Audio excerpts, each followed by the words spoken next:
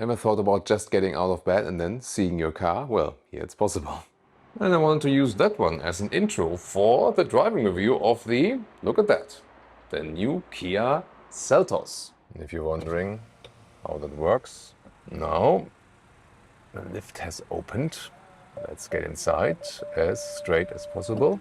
And of course, the beeping sounds. Here, you can check out the camera system of this vehicle again. Looks good, actually good camera quality. Oh, there we see. Now the lift is already closing.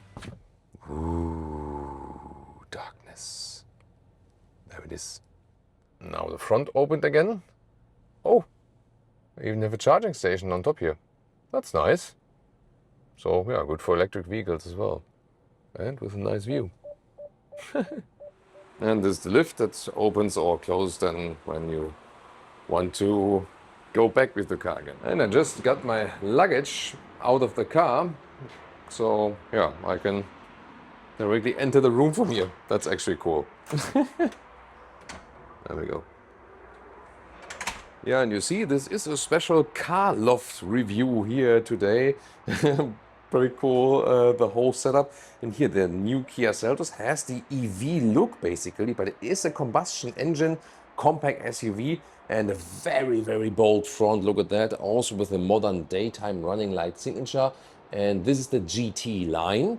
You get the base levels, then the GT line or the X line with a more off-roadish look, but they are not too different. Let's take it that way. Here we have the 19-inch wheels. So as I said, the largest ones here, the smallest ones would even start at 16-inch and a length of 4 meters 43 or 174 inches. And the rear design, they have this so-called star map design, they call it that way, introduced it with their large electric SUVs. So it looks very modern and yeah, let's say rather angular.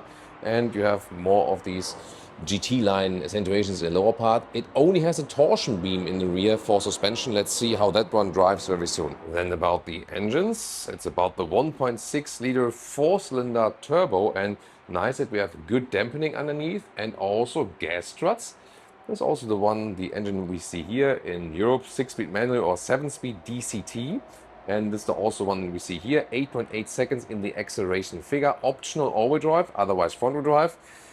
In other markets, you get an 8-speed automatic converter. And also interesting that soon you will get this 1.6 liter 4-cylinder as an inbuilt hybrid. So I also want to answer Toyota there, and also since VW goes hybrid also with the VW T-Roc, this will be then an answer also from the Kia Seltos. Outside Europe, you also have markets which serve the 2-liter 4-cylinder naturally aspirated engine. Here, there's the key fob, has a very nice material to it, and when you open or close the vehicle, also automatically here these door handles come towards you, and then they're actually manual. Still, I'm a friend of the handles that are out always. Then, door closing sound. Well, it's actually very solid. Let's also check out the rear for that. Also very solid, like that. Then, inside of the doors, here we have a nice structure on top. It's also soft. And you're also soft for your elbow. Plastic controls for the windows, open and close. And also straightforward, pretty cool here. Seat heating, seat cooling would flash when it's on. This is also integrated in the door here, and this is then the passenger side.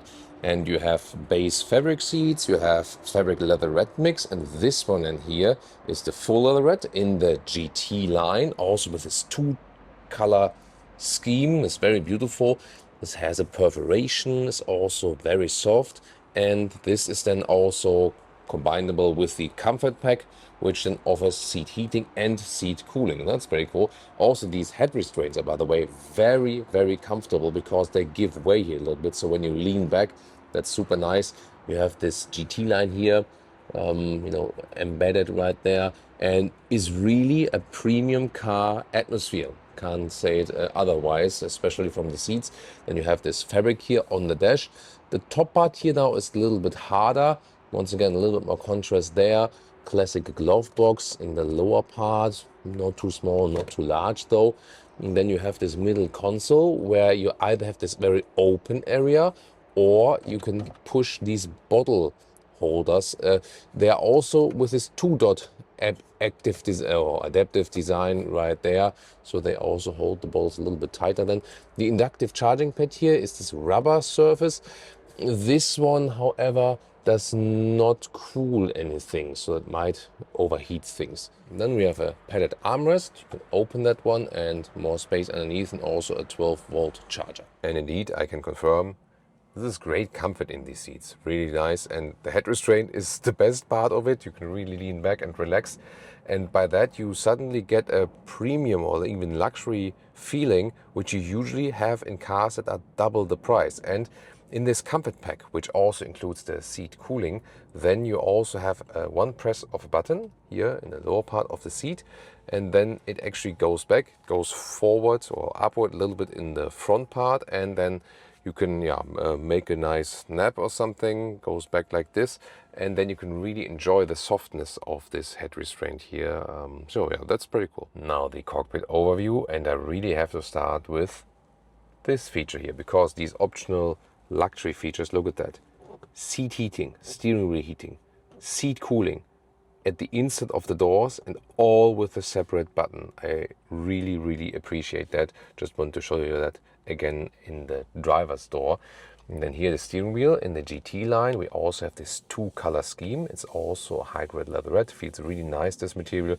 No one could actually differentiate that. And contour stitching on the inside, and once again more physical dials. Drive mode in the lower part for sport, normal, eco. Then you can see here the digital instruments. They can be controlled also from physical dials here, these buttons on the inside for the consumption and so on.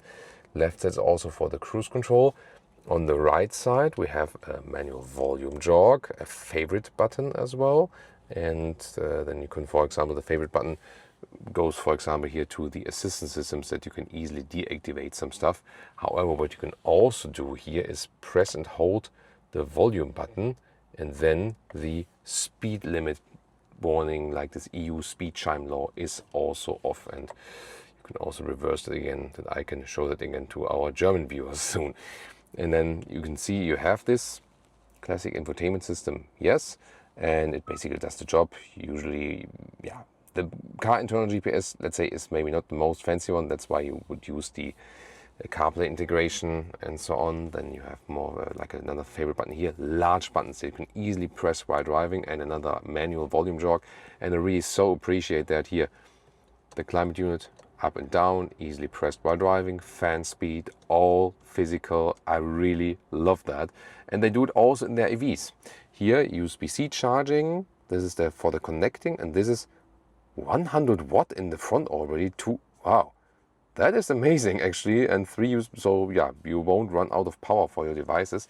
The inductive charging pad here, as I said, not ventilated. That's maybe the only thing I can criticize here. Oh, they got some ambient lighting integration also in the side. Ah yeah, there's one more thing here, the gear selection. That is actually behind here, which is usually like pretty nice, start, stop, and then you forward, reverse and so on. However, if you have long legs like I do, my knee is coming very close to that. I would have to put the steering wheel higher, but that's also not convenient. So I would actually prefer then the gear shifting somewhere else, maybe more up, or then in the center console, but they wanted to keep this one here all clean. Yeah, so maybe just a little bit more up, like we know from Mercedes or something. This here, by the way, the CarPlay integration, how it looks like. And yeah, the Harman Kardon sound system is actually also pretty decent. That's cool. Rear doors here, hardback inside. Then we have rear seat heating. We sometimes don't have that in cars that are double the price. Then also the same scheme here for the seat, dual tone, the high-grade leatherette GT line for the rear seat. So that looks pretty cool. And then the seating position, you can adjust the back part here easily. So I'm pulling a lever with my left hand, then you can make it more upright, more trunk space, or then in this would be maybe normal, but even here in this rather a relaxed position, I put the head restraint a little bit higher for that. Yeah, so it's also good comfort in the rear. And let's see about the leg room right there. So this still fits, even though I'm driving as a tall adult. More USB-C charging at the inside of the seats each, so it's also nicely hidden. Yeah, so also a nice quality here in the rear, and also The headroom 1A9, 6'2". Let's now check out the boot or the trunk. It says 540 liters. That sounds pretty large. There we go. Does it open here? Yeah, that works. And then we have a meter or 40 inches in width. And here the normal length is 90 centimeters or 35 inches. But here then the total length when the seats are folded is at 1 meter 70 or 67 inches. Here, that's also interesting. This is the cargo position where you have space then to the seat, but you could also put it more backward. So this is then the, cargo position that you can have more loading in this upper area. And what's also very notable here that we have a lot of space underneath, and you can even here move this whole floor in a lower position. So that is possible like this, or you can also completely put it out. And interesting is that we then here have a height of 80 centimeters or 32 inches. That's pretty cool. Let's start driving the Kia Seltos. And we have here, as described earlier, the 1.6 liter 4-cylinder engine, front-wheel drive, and here with the European dual clutch transmission. Let's see about that, how that one performs. GT line steering wheel is a little bit different than from the base versions. It's a little bit thicker here in this area and looks a little bit sportier. And the material, as described earlier as well, the hybrid red feels really nice.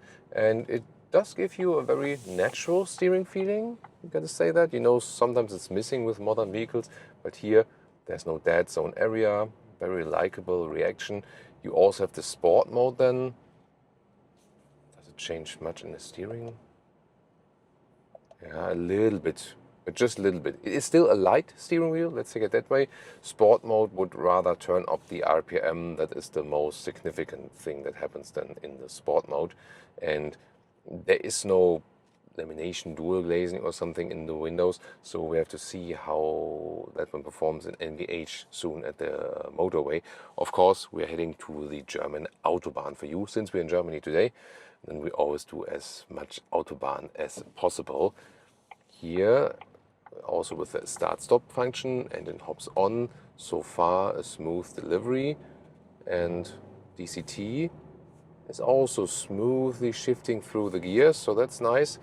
Cannot comment on the converter automatic gearbox that other countries get. Maybe, I don't know, if we can test it maybe at another stage or someone can comment on that. For the EU speed chime law, yes, I said earlier I can press and hold this volume button here, that this one then does not appear anymore. And then we're heading to the Autobahn. We can also put in sport mode. And let's see that we can do a first very quick acceleration, like 70 to 120. Let's go.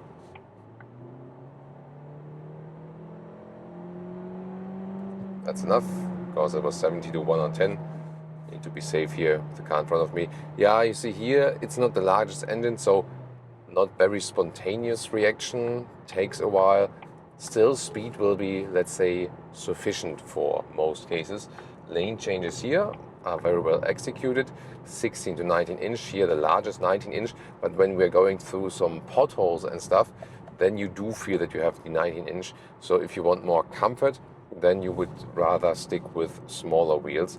We don't have the most sophisticated suspension. At some point in this segment here, you also have to make some compromises. As I said earlier, the torsion beam in the rear, and you do feel that when you are over some transverse bumps, some potholes in the ground and so on.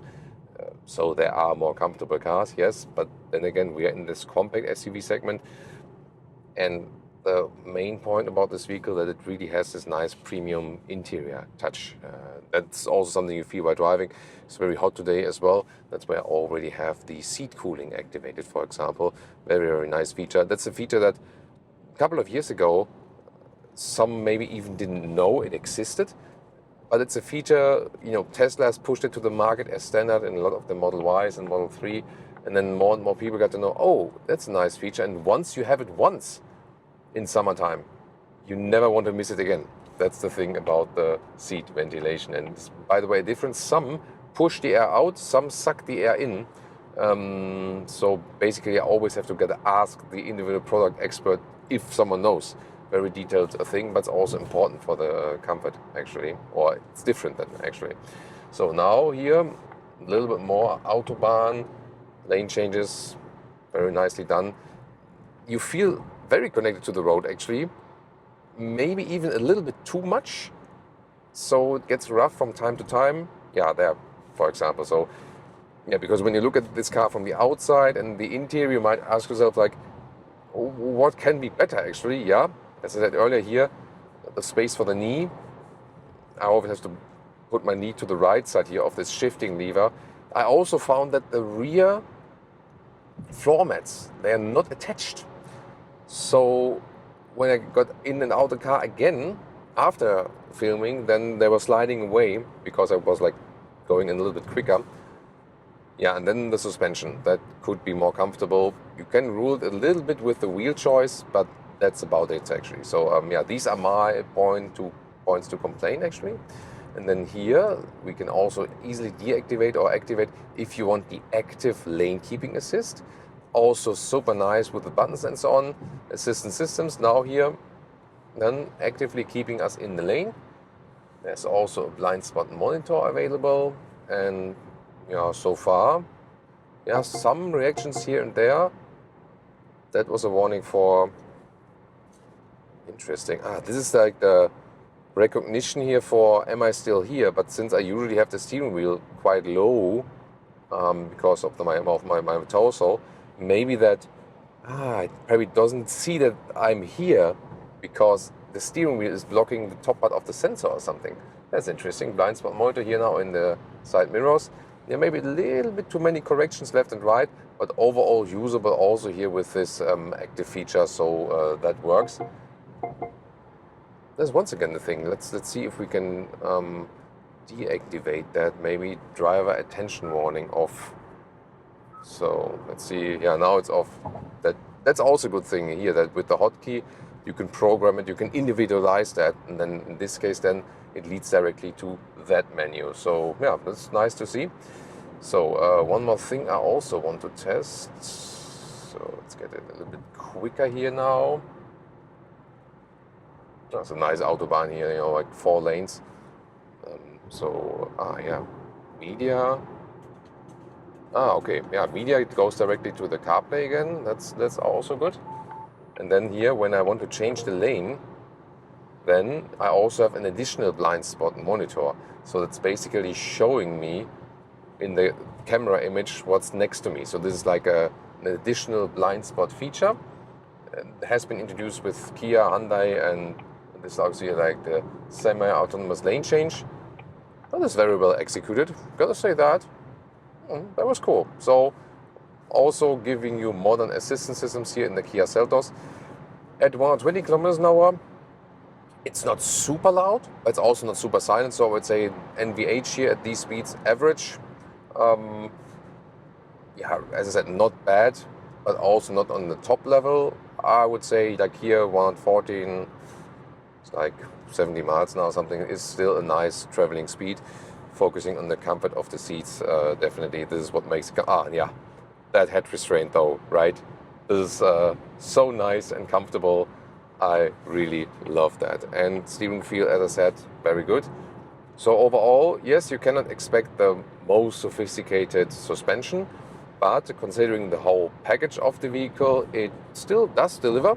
We'll also soon keep you updated with the fuel economy here for today, with a nice mix of motorway and some countryside and city driving that you can get a very realistic value. And the fuel economy on our route here today, when you do predominantly like 100, 120 kilometers an hour on the motorway, something like that, and some countryside and city share, you can go with about 7 liters on 100 kilometers here with this non-hybrid engine. That's about 34 mpg US, 41 mpg UK. Pricing the entry level at this moment at 34,000 euros, and then if you go like this, GT line, top spec, and if you also go for the all-wheel drive trim, which we didn't have today, then you could go up to about 47,000 euros. Tell me what you think about the Kia Seltos. Overall, I think a very nice package here in the compact SUV combustion engine segment, and you should check out some competitor videos.